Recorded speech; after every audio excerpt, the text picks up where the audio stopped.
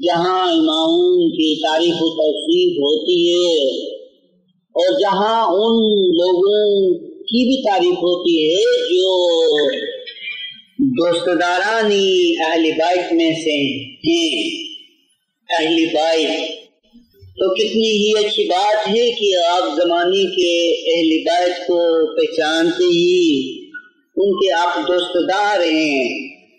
اگر کوئی شخص زمانہ رسول کے اہل بیت کو دوست رکھے اور پھر اس زمانے کے اہل بیت کی شناخت اس کو نہ ہو تو اس سے کوئی فائدہ نہیں ہے۔ خدا ایسے عقیدے سے کوئی فائدہ نہیں ہے، کیونکہ زمانے کے امام کی شناخت بنیادی بات ہے کہ اسی شناخت سے کسی کو نجات ملتی ہے، اور اسی مقدس ہستی کی شناخت نہ ہونے سے کوئی جاہلانہ موت مرتا ہے، جیسے رسول اکرم نے ارشاد فرمایا کہ ماتا ولم یعرف امام زمانی فقد ماتا ومیتتہ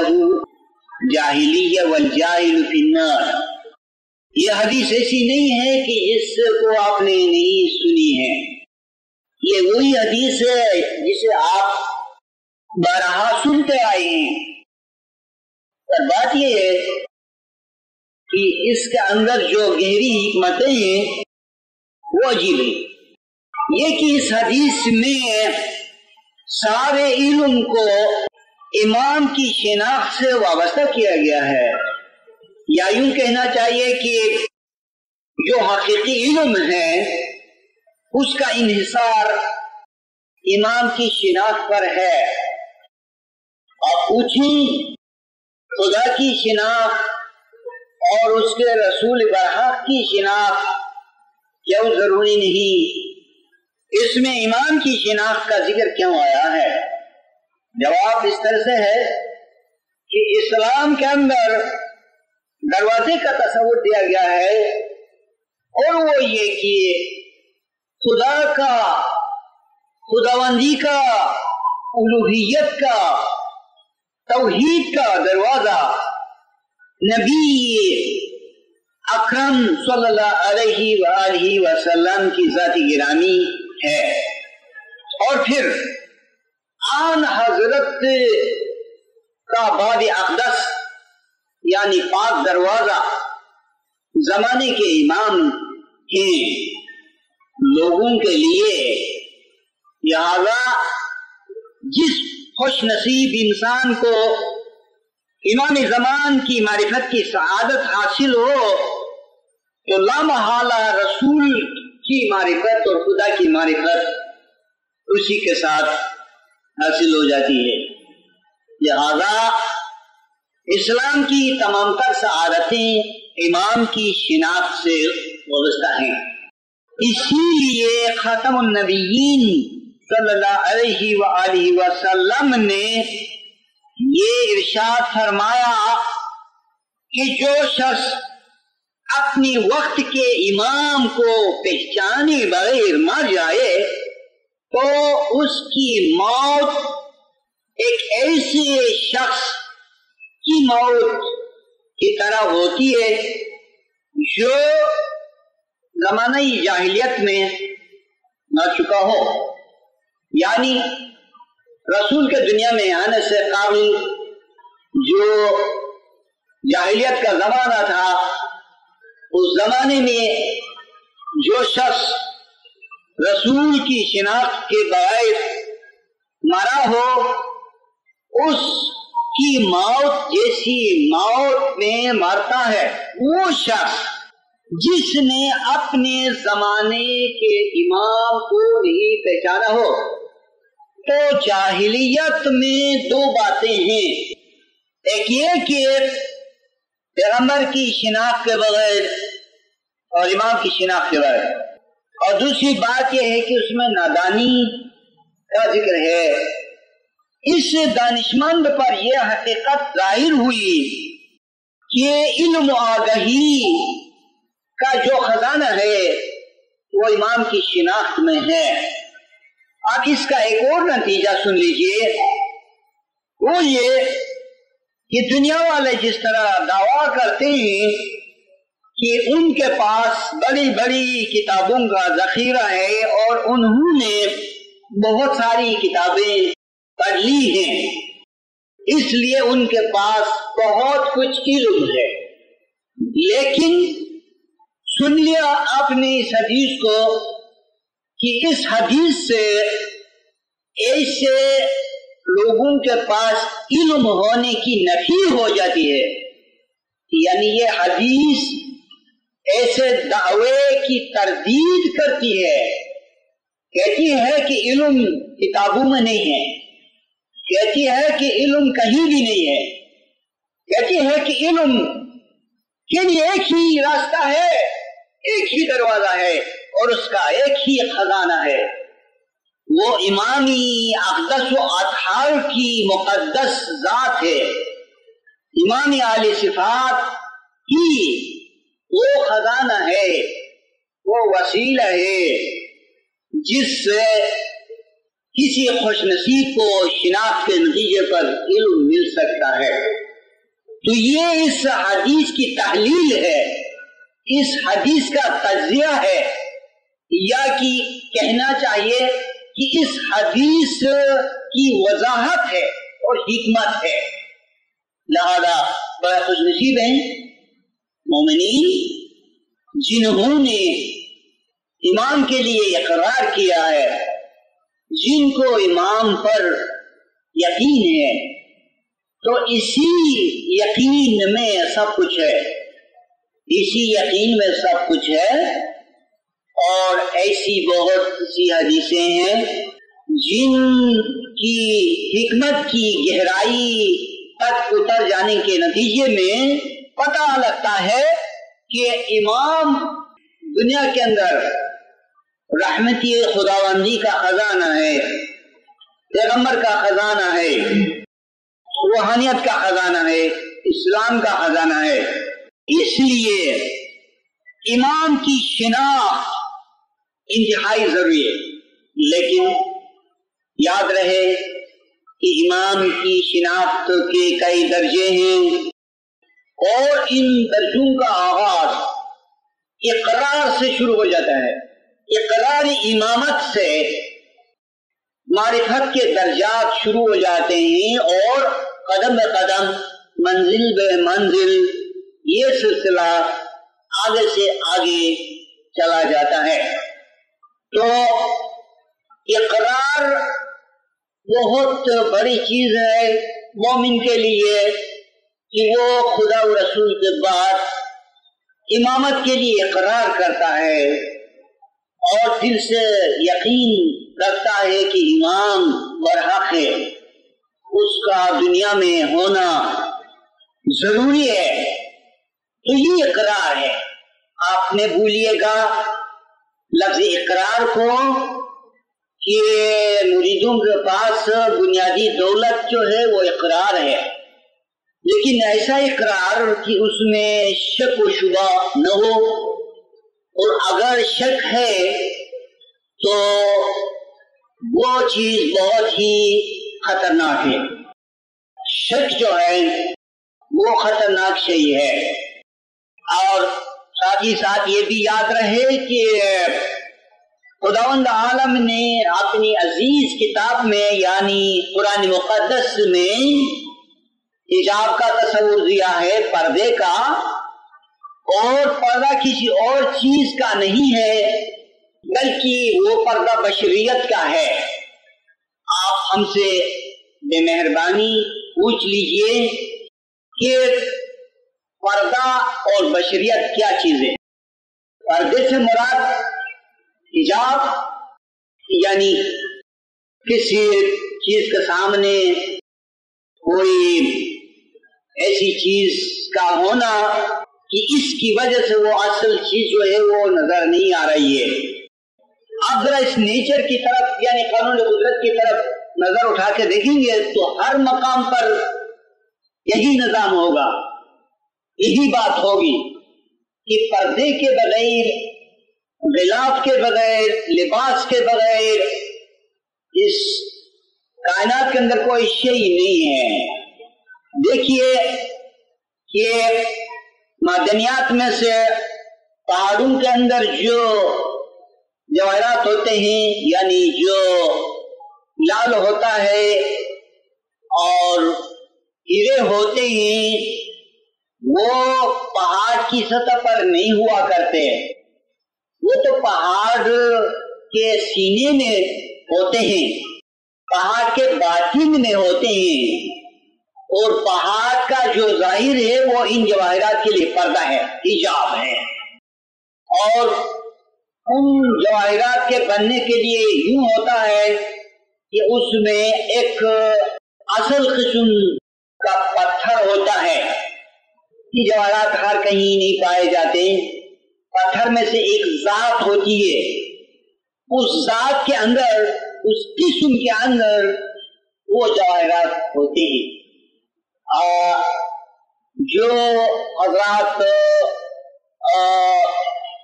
پہاڑوں کو جانتے ہیں یا ان علاقوں تک جا چکے ہیں تو ان کو اس بات کا علم ہے کہ جواہرات ہر کہیں نہیں ہوتے ہیں اور نہ ہی موتی ہر دریا میں ہوتے ہیں، اس کے لیے خاص مقام ہوتا ہے۔ اس میں بھی ایک اشارہ ہے، اس میں بھی ایک معنی ہے۔ تو اگر اس سلسلے میں ایمان کو موتی سے تشبیہ دے اور عالم انسانیت کو ایک دریا قرار دے، سمندر قرار دے، تو ہر انسان میں ایمان کے موتی نہیں ملیں گے۔ اور دوسری مثال میں آپ ان سب انسانوں کو پہاڑ قرار دے، پتھر سمجھے، اس صورت میں بھی پہاڑوں کے اندر جو جواہرات کا ہونا تھا اس کے بموجب اگر آپ کے نزدیک مثال کے طور پر یہ سب انسان پہاڑ ہی ہیں تو ایمان کے جواہرات جو ہیں ہر انسان میں نہیں ملیں گے، چونکہ عالم دین میں جو کچھ ہے وہ اور اس جہاں میں جو کچھ ہے وہ دونوں کو برابر اور ایک شان سے اور ایک جیسا ہونا ہے۔ چنانچہ میں کہہ رہا تھا کہ پہاڑوں کے اندر ہوتا یہ ہے کہ پہاڑوں میں سے ایک پہاڑ کا حصہ ہوتا ہے، اس کے اندر ایک مخصوص ذات ہوتی ہے اور وہ بہت صاف ستھرا پتھر ہوتا ہے، اس کے اندر روبی وغیرہ ہوتا ہے۔ یہ اشارہ ہے کہ اگرچہ خدا نے بہت سارے انسانوں کو پیدا کیا ہے لیکن ضروری نہیں ہے کہ سب کے سینے میں ایمان کی جواہرات ہوں۔ تو اصل میں میرا موضوع تھا کہ میں آپ کو یہ ثابت کرنا چاہتا تھا کہ ہر چیز کا ایک حجاب ہے، ہر چیز کا ایک کھول ہے۔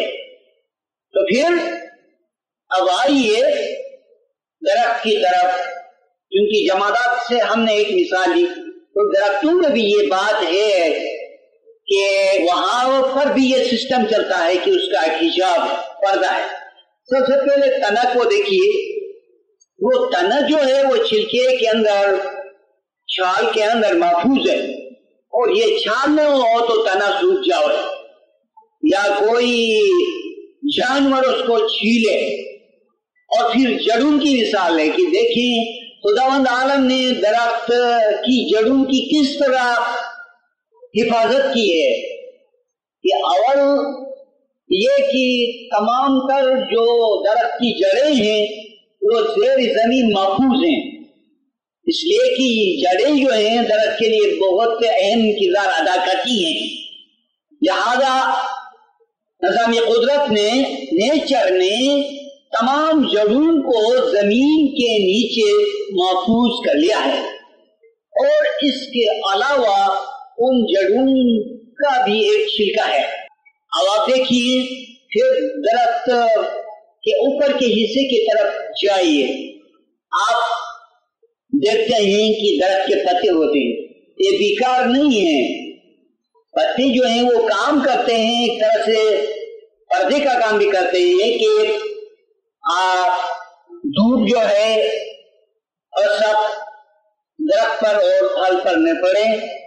اور اس کے علاوہ سائنسی طور پر آپ جانتے ہیں کہ کس طرح یہ ہوا کو یا آکسیجن کو، دوسری گیسز کو کس طرح پتے جو ہیں ایبزارب کرتے ہیں. اور اس کے علاوہ جو پھل ہے اس کے لیے یہ پتے زینت بھی ہیں، رونق بھی ہیں اور بہت کچھ کام کرتے ہیں. کہ جس طرح انسان اپنے منہ سے غذا کھاتا ہے، لیکن اس کے علاوہ یہ جو ناک ہے یہ بھی کام کرتی ہے، اور جو پورا جسم ہے یہ بھی صحت کے لیے بیرونی اثرات کو، دھوپ کو، ہوا کو، گرمی کو، سردی کو، ٹھنڈک کو ایبزارب کرنے کے لیے جو ہماری جلد ہے یہ کام کرتی ہے. تو اس کے علاوہ پھل کی طرف جائیے کہ پھل آپ کو چھلکے کے بغیر، حجاب کے بغیر، پردے کے بغیر نہیں ملے گا. تو پھل جو ہے کئی مراحل سے آگے گزر کر پھل ہی بنتا ہے، مکمل ہو جاتا ہے، پک جاتا ہے. اور اس میں کتنے پردے ہیں؟ ایک تو پھل کا چھلکا ہے، پھر گودا ہے جو مغز کے لیے پردے کا کام کرتا ہے، پھر اس کے اندر ایک گٹھلی ہے، پھر اس کے اندر مغز ہے، اور مغز بھی یوں نہیں ہے، اس کا ایک اور بھی یعنی چھلکا ہے. دیکھا آپ نے؟ اسی طرح امام کی بشریت ہے. امام کی بشریت سے کیا مراد ہے؟ امام کا مبارک جسم، یہ جسم جو ہے بہت بڑے امتحان کا کام انجام دیتا ہے. اسی جسم کی بدولت جس کو وہاں رکنا چاہیے وہ رک جاتا ہے، اور جس کو اس سے آگے بڑھنا چاہیے بڑھ جاتا ہے. جیسے کوئی دروازہ ہوتا ہے تو چور کو تو دروازے سے واپس ہو جانا ہے، اور دوست کو دروازے کے اندر داخل ہو جانا ہے. یہ دروازے کی مہربانی ہے. دروازے میں ہو تو برے اور بھلے میں کوئی تمیز نہ ہو. اس لیے امام کی بشریت ہے، امام کا جسم ہے، اور جسم کے اندر کئی باتیں ہیں، یا کہ کئی صفات ہیں، بشری صفات.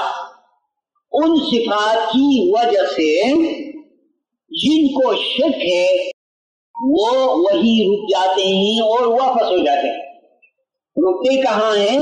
وہ وہاں سے پھر دور بھاگتے ہیں. آگے ان کو کسی نہ کسی طرح سے تلاش ہوتی ہے، جب وہ وہاں تک پہنچتے ہیں تو پھر وہاں سے لوٹ جاتے ہیں مایوس ہو کر، مایوسی کے ساتھ، حرمانی کے ساتھ وہ واپس جاتے ہیں. آپ انبیاء کرام علیہم السلام کے قصے کو لیجئے جو قرآن میں ہے، تو 1,24,000 پیغمبروں میں سے جو حضرات ایسے ہیں کہ نمایاں ہیں، جن کا تذکرہ، جن کا ذکر قرآن مقدس میں ملتا ہے، ذرا ان کی طرف جا کے دیکھیے.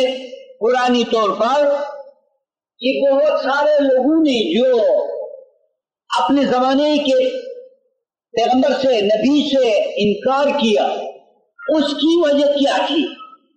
بس قرآن میں آپ کو یہی ملے گا کہ انہوں نے ان مقدس ہستیوں کی بشریت پر اعتراض کیا.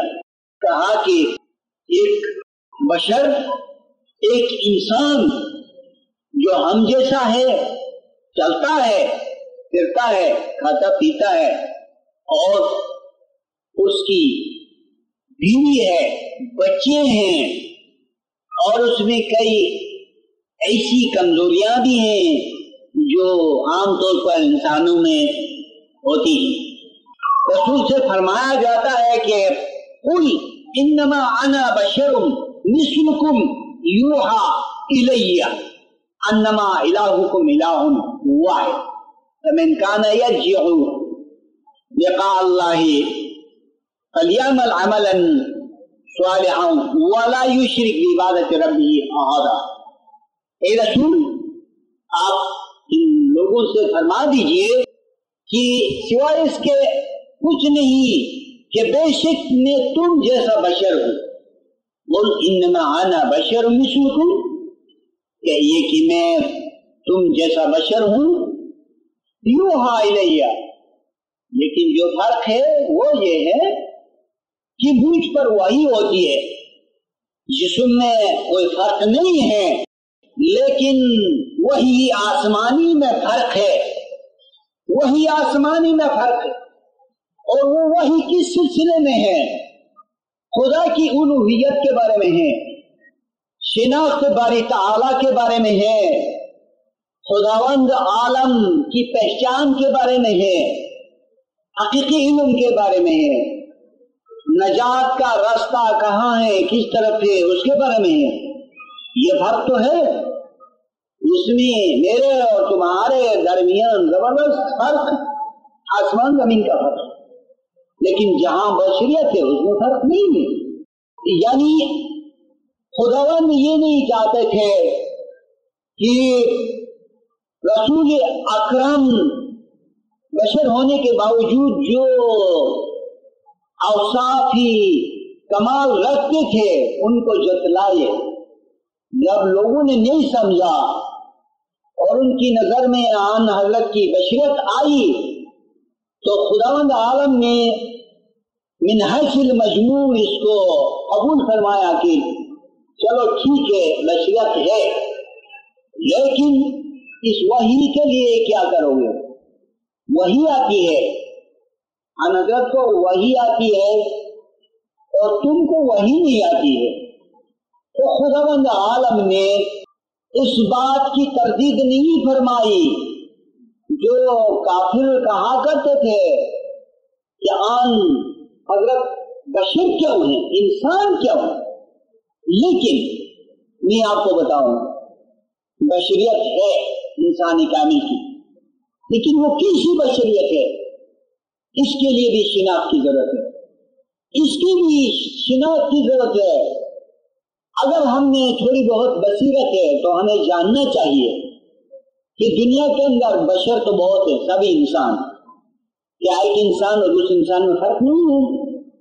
بہت کچھ فرق ہے، عادات میں، اقوال میں، اخلاق میں، اٹھنے بیٹھنے میں، کھانے پینے میں، بولنے چالنے میں، اور اچھائی میں، برائی میں، بہت بہت بہت فرق ہے۔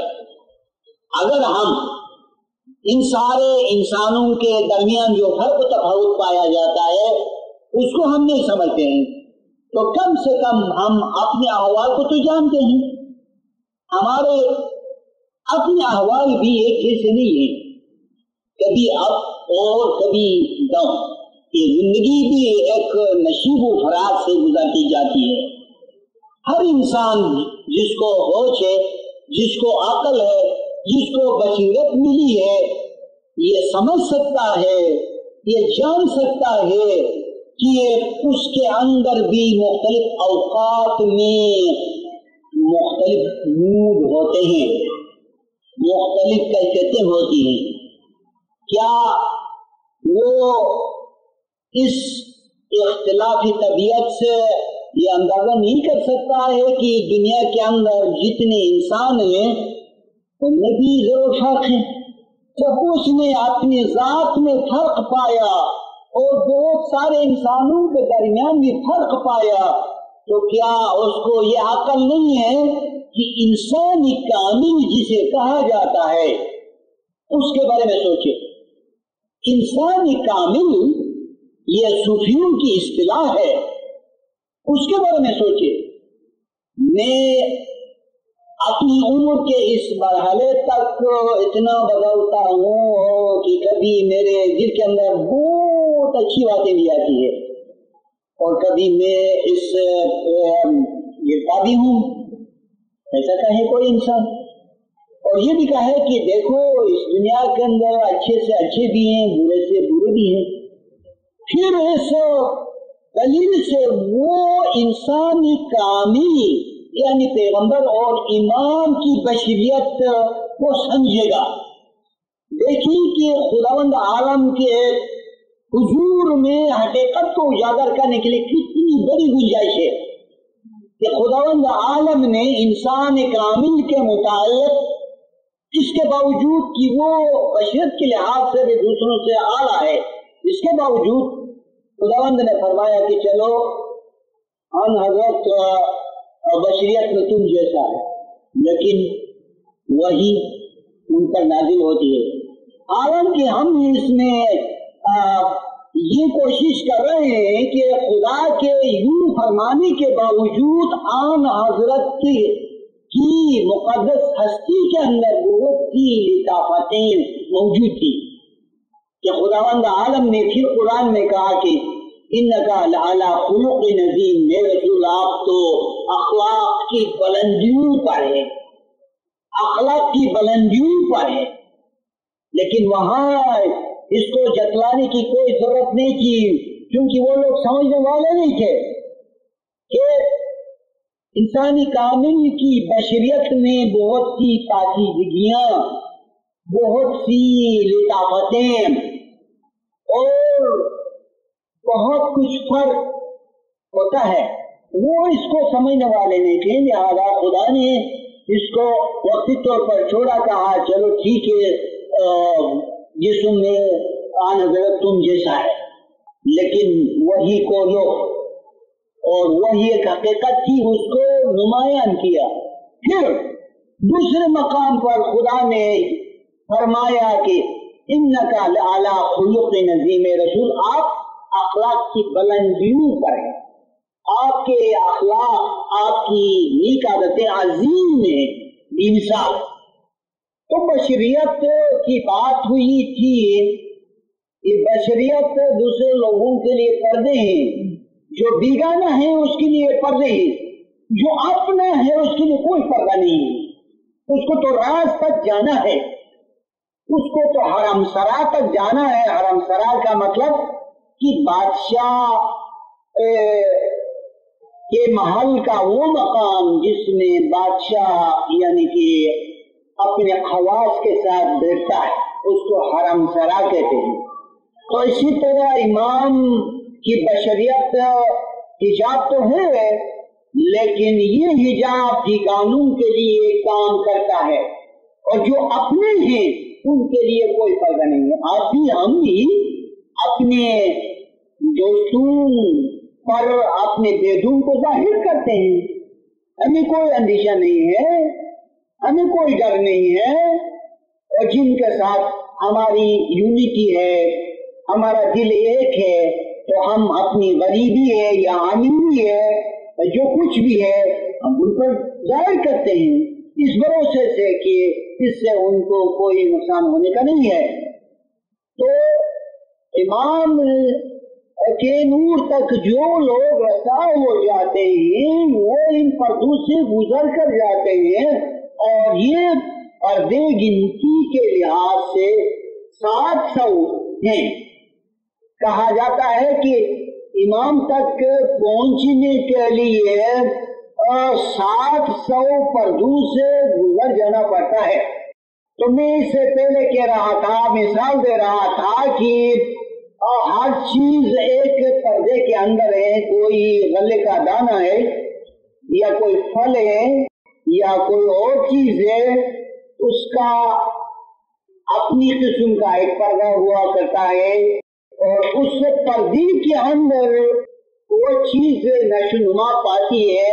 انسان خود ہی پردے کے اندر بنتا ہے کہ ایک بچہ جسے جنین کہتے ہیں،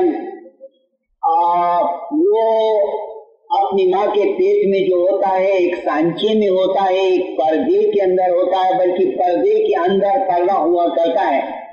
تبھی تو اس کی تخلیق مکمل ہو جاتی ہے. تو کوئی چیز ایسی نہیں ہے جو سانچے کے بغیر، پردے کے بغیر ہو.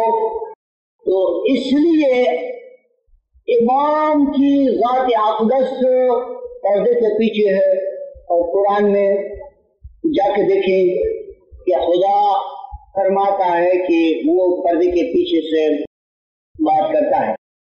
موسیٰ علیہ السلام سے جو کلام ہوا وہ پردے کے پیچھے سے ہوا.